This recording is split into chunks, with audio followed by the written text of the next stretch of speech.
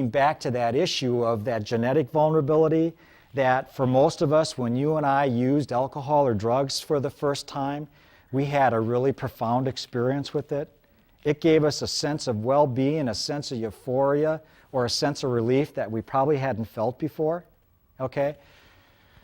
For some people, it was love at first experience with alcohol. But not for all of you, I bet. It wasn't for me. Alcohol didn't do it for me. I had to work a little harder. I had to search around a little bit. But I found it. Actually, the first drug that gave me that sense of reward that we're talking about was marijuana. And then later it became heroin. And once I started using heroin, no other drug ever did it for me again. What's important to recognize, though, is that each of us usually have found a drug, whether it was heroin, a prescription from a doctor, or if it was alcohol, it did it for us. And we wanted to repeat that experience over and over and over again. And most of us did. One of the predictable outcomes of that is that we experience tolerance then. Right here, we have an increase of tolerance. Basically, that just means that it takes more alcohol, more drugs to experience the effect that we're looking for. Basically, the brain is adapting to the constant bombardment of our alcohol and drug use. And it's making alcohol and drugs less powerful in our brains. So, use goes up. We bathe our brains more and more in the alcohol and drugs, which then creates more brain adaptation to that, and it starts that spiral of progression and addiction. Okay? One of the other things that happens with that, though, predictably, is that we start feeling more and more uncomfortable about our own drug use because it looks different than others does. We're having to use more. We're having to use more often. So we feel uncomfortable about that, and we start concealing our use. In one way or another, we find ourselves concealing how much we're using, when we're using, how much money we're spending, or how often we're using. You know, we don't want people to know. Dependent upon what drug you're using, what your lifestyle is, how we conceal might look a little differently. One gentleman came up to me after a lecture that I did on this, and he said, you know, I used to steam clean a quart oil bottle and put alcohol in that and keep that in my garage. I thought, I never had enough time to do that, right? You know, but this is how he did it. Okay, so here he's got this quart oil bottle full of booze. And one day, his daughter, whose car needs oil, goes out and grabs the bottle. Can you imagine? You know, on one level, I mean, it's laughable. On another level, it was a defining moment in that family's recognition of how much trouble Dad was in. Okay? So, but think about how you do it. I mean, are you going to different pharmacies? Are you going to different doctors? Are you stopping at different liquor stores? Are you going to different bars? We all have different ways in that we conceal our use, but underlying all of it are a couple things. One is we feel uncomfortable about our use. We know somehow there's something going on, but we somehow just get past that. The other thing is it sets us up also in the sense of that we're starting to become more secret. We're starting a form of dishonesty that sets us up for further progression in the disease. So, three of the warning signs here are tolerance, rewarding feelings, and concealing our use. And each of them are a setup. One's a biological setup.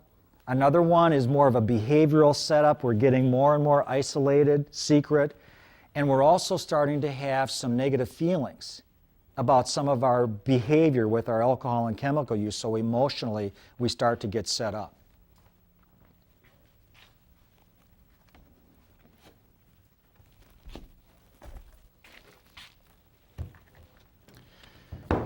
The second phase is the crucial phase.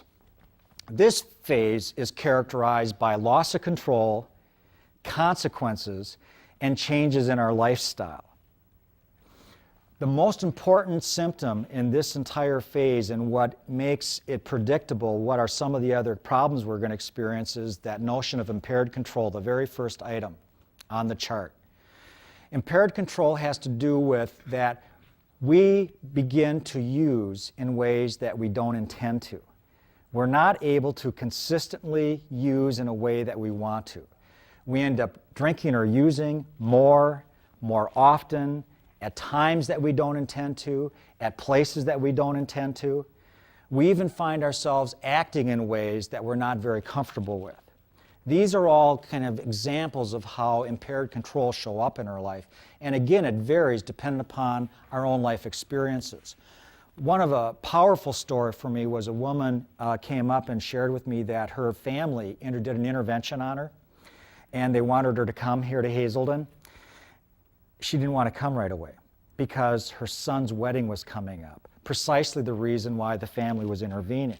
They wanted mom to get help and they wanted to change the wedding date. She talked them into not changing the wedding date, promising herself and them that she wasn't going to drink and that afterwards she would come to Hazelden. The wedding day came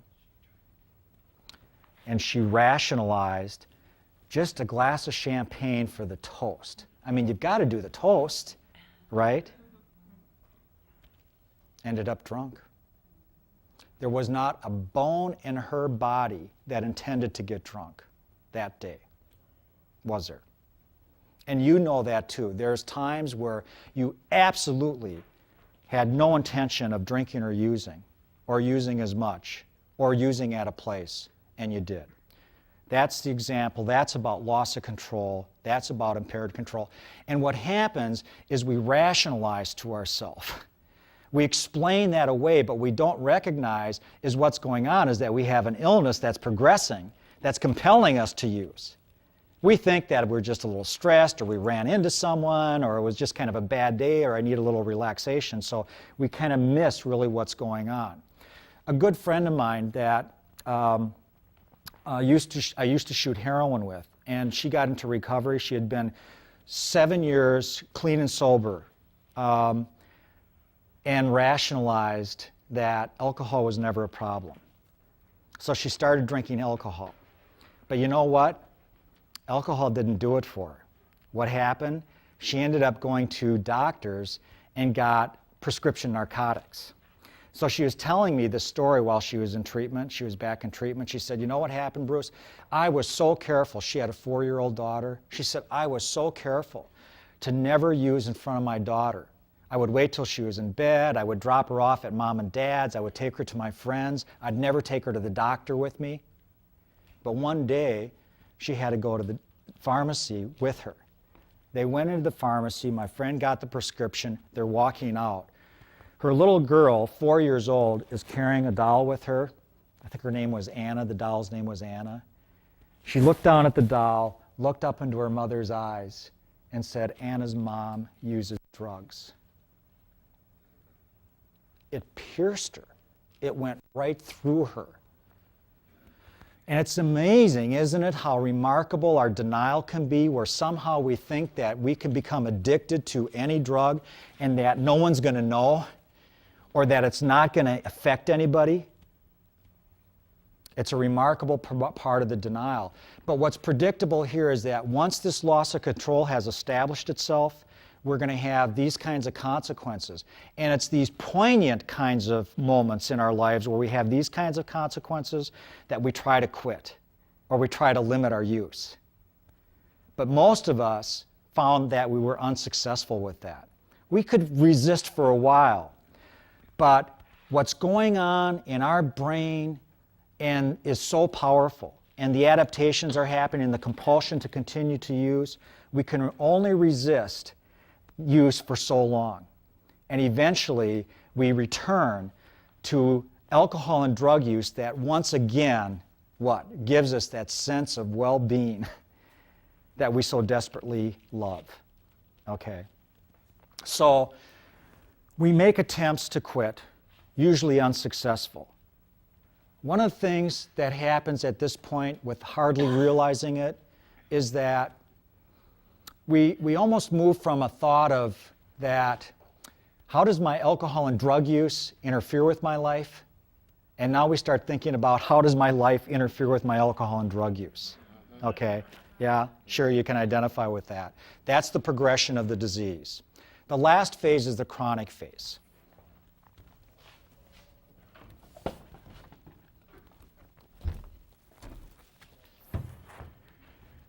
This phase is represented by deterioration. We end up having longer intoxications, we have longer drug runs, we're not able to live up to our personal standards. Alcohol and drug use interferes with our ability to be honest and to be trustworthy and to be loyal. We end up with physical complications at this point in time of the illness, and we also notice that there's almost an emotional and spiritual bankruptcy. This is when we're experiencing depression and anxiety and despair, a sense of paranoia, a sense of hopelessness. This is a painful, painful part of the illness, and just think about how far we are from where we wanted to be when we just started, where we just wanted to feel a little bit better. We are a long, long way from that. And the irony is that the alcohol and drugs that made us feel better have now stolen the ability for us to feel good anymore. It's a cruel, cruel disease in that way. So, how do we recover? Because we can recover. An important part of recovery here is being honest with ourselves, not only about our addiction, but our ability to recover. God has given us a remarkable capacity to heal in body, mind, and spirit. But we have to quit using alcohol and drugs. We cannot continue to injure our brains and our bodies with alcohol and drugs. And we have to start seeking connections. Seeking connections with ourselves, with our friends, with our family, with a higher power, and also starting to incorporate the 12 steps into our daily life as a way to recover. So always remember that this is a disease, that you're a good person, and that you can recover from it. Stop the pain, stop the progression, and make today a day of recovery for yourself. You deserve it. Thank you.